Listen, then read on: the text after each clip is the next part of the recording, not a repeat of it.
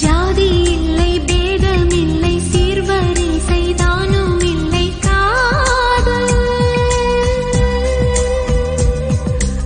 ஆதி இல்லை அந்தம் இல்லை ஆதாம் ஏவாள் தப்பும் இல்லை காதல்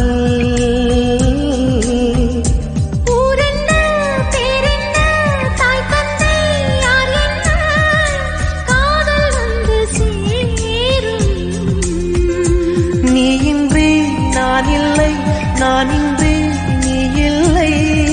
காதல் மனம் வாழும்